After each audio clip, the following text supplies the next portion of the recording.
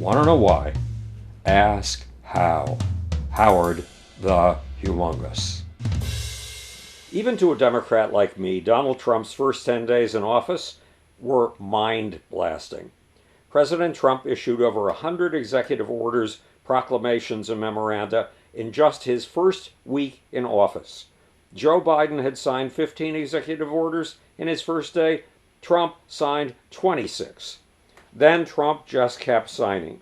He broke records and hired 1,300 new people, government employees, totally loyal to him and ready to do anything he said. He pardoned 1,500 January 6 rioters, withdrew the U.S. from the Paris Climate Agreement and the World Health Organization, began a massive immigrant crackdown, declared a national energy emergency and a national emergency at the border, banished diversity, equity, and inclusion from the government, came down hard on transsexuals, ordered an Iron Dome anti-missile defense system for America, reclassified civil servants so he could fire those who wouldn't knuckle under to him, told 2 million federal bureaucrats to either take a settlement and leave their jobs or to wait to be axed. And the really big one, on Monday, January 27th, Trump announced a funding freeze on $3 trillion in government grants and loans. A Washington judge suspended that funding halt until this coming Monday. Then the president rescinded it. Trump is attempting to terrify federal employees into the MAGA way or the highway. Donald Moynihan, a public policy professor at Georgetown University, described what Trump may do next. They can fire 1,000 and put their heads on pikes, and then everyone else quickly falls into line, says Moynihan.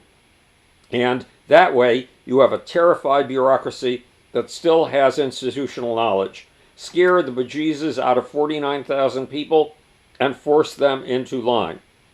But Trump's whirlwind 10 days raises a question. How in the world do you get 100 executive orders ready to sign on your first week in office?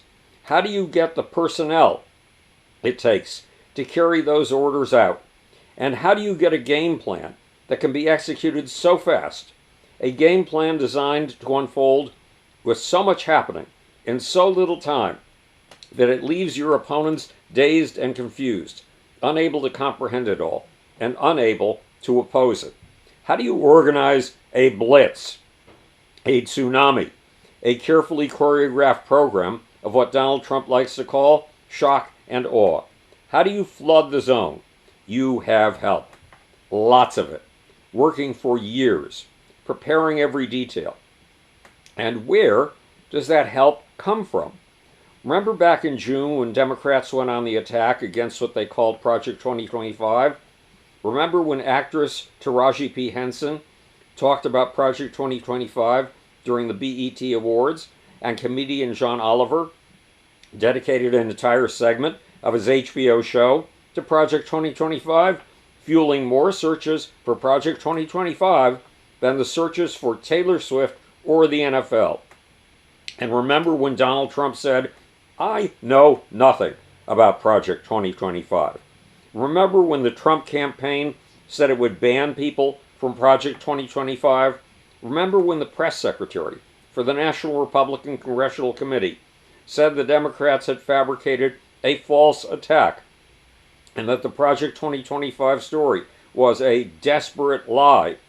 Is it true that Donald Trump has not known a thing and that he would ban anyone that Project 2025 sent his way?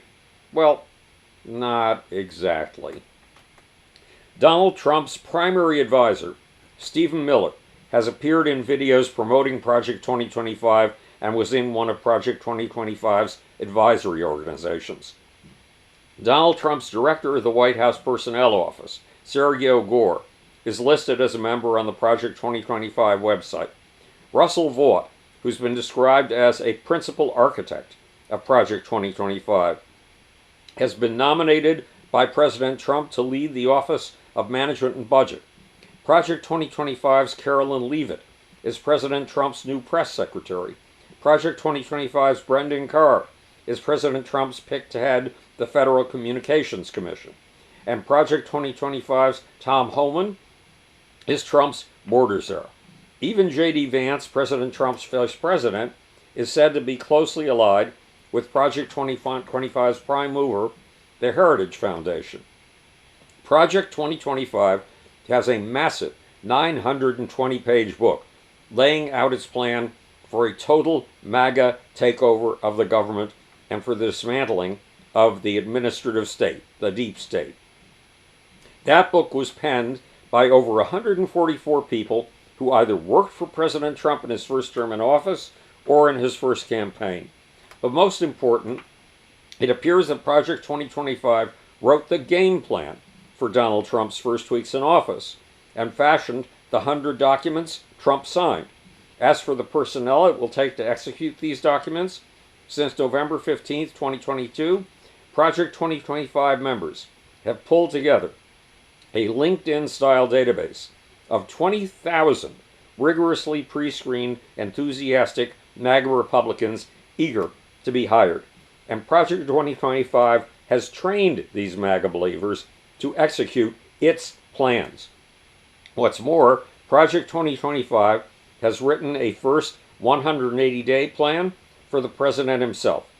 It appears that Project 2025 has made opening a presidency by flooding the zone as easy as a paint-by-numbers kit. And the result is not pretty.